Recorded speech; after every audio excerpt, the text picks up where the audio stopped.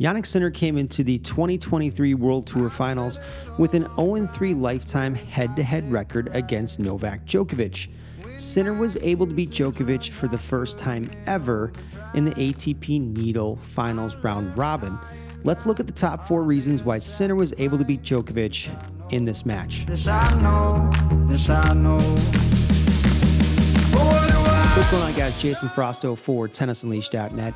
And in this video, we're going to look at the top 4 reasons why Jannik Sinner was able to get his first ever win against Novak Djokovic at the World Tour Finals in the round robin portion of the event. Reason number 4 is defense wins championships. So something completely unexpected happened in this match that I did not see coming from a mile away, and that was the fact that Sinner was actually able to defend and play better defense in this match than Djokovic was. And we have the stats from the ATP Tour from this match that confirm that. So if you just look at the percentage of time both players played from an attacking position in this match, they're even at 22% apiece.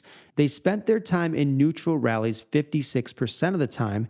And then if we look at the steals category for Sinner, we have him at 38% steals versus just 30% steals for Djokovic in this match. And that is not something that happens frequently. If you're not familiar with what steals are defensive conversions where you're on defense and you're able to flip the situation around on your opponent. You're able to essentially counter them and win the point from a very defensive position. So Sinner was plus 8% on defense against Djokovic in this match. And in the critical third set of this match, Sinner was even better as a defender. So if we look at the third set stats for this match, Sinner attacking Djokovic 27% of the time versus Djokovic's 19%.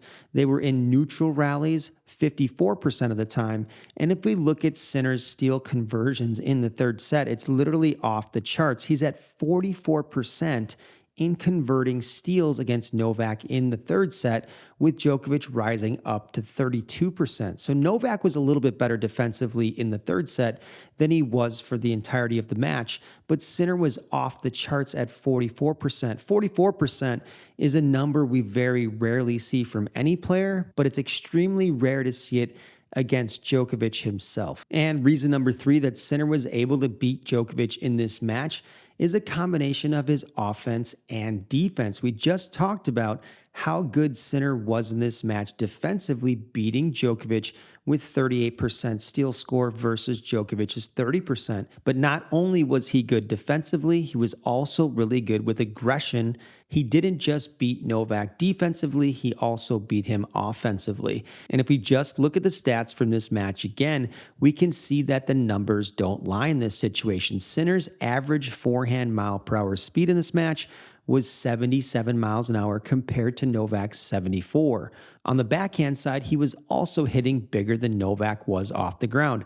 Average speed, 69 miles an hour to Novak's 67 miles an hour. And if we look at it, it shouldn't be that skewed because Sinner was also the person that was hitting more slices on his ground strokes. 89% of his shots were topspin and 11% were slice. So he was playing more defense with the slice, which is a slower ball, but his ball average speeds, despite playing the slice way more than Novak, were still consistently higher. And we know that Novak served extremely well in this match, hitting 20 aces on the lightning fast courts at the event, and Sinner hit 15 aces. If we remove the aces as a winner category, Sinner had more total winners than Novak did in this match. The next reason that Sinner beat Djokovic in this match is number 2 on our list, and that's serve variety.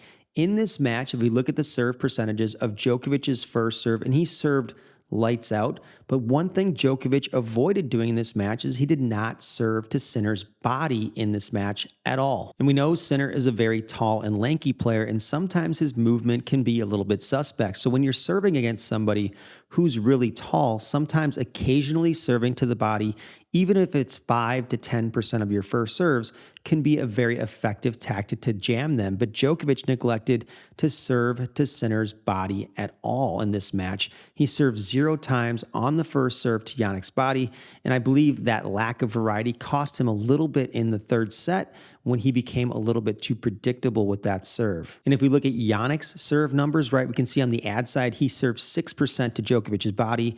And on the do side, he served 11% of the time on his first serve to Novak's body. So he had those widened T serves, but he also kept Djokovic on his toes by occasionally serving to the body on these lightning fast courts. And the number one reason why Jannik was able to pull the upset and beat Djokovic in this match, he simply had better shot quality on his forehand and backhand ground strokes. If we look at the numbers overall in this match, Djokovic won the serve battle 9.3 to 8.7. Djokovic really served off the charts. If we look at the return of serve battle, Djokovic 7.6 for the match to 7.3 for Sinner. But if we go into the forehand battle, we can see that Jannik won that 9.3 to 9.0. So both guys were hitting tremendous quality forehands, but Sinner's quality was a little bit better. And if we look at the backhand matchup, Djokovic doesn't oftentimes lose the backhand battle, but in this match against Sinner, Sinner wins the overall match battle 8.5 to 8.1.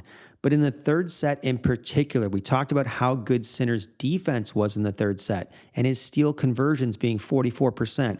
That wasn't the only thing that was phenomenal in the third set. If we look at his forehand quality in the third set, it was 9.3, and his backhand quality was 9.2, which is off the charts. I've never seen a backhand number that high for someone in a match against Djokovic. So I've never really seen anybody play that quality of a backhand against Djokovic in a match, especially in the third set when the pressure was on and at the highest level. Sinner produced a 9.3 on the forehand side and a 9.2 in the third set when he needed it most. It's pretty rare for anybody to beat Djokovic on an indoor hard court when it comes to rallying, being consistent, and having a better quality of ball.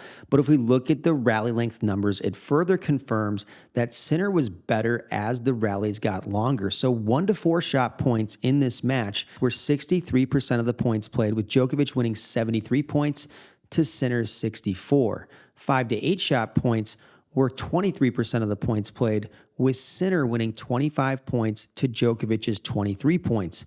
And then if we look at the 9+ shot rallies here in this match, on a fast court, we weren't expecting a lot of this, but we got 14% of the points played were 9+ shots, and Sinner dominated that category pretty handily, 18 points to 13 points. So once we got past the 1 to 4 shot points or the short points, Sinner had the edge in the 5 to 8 shot rallies and also had the edge in the 9+ rallies, which we think would typically favor Djokovic. But Sinner proved here his offense was equally as good as his defense. And if you had told me before this match started that Sinner was going to dominate the 9+ rally category, I would have thought you'd lost your mind, but Sinner proved me wrong. He's continuing to get better year after year, month after month, and week after week, and it shows in his results and his current ranking. All right, guys, that wraps it up for this video on how Jannik Sinner beat Novak Djokovic at the World Tour Finals. If you feel like you learned something today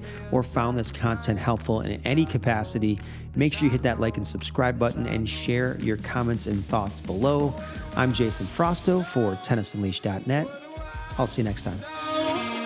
Where do I go? Where do I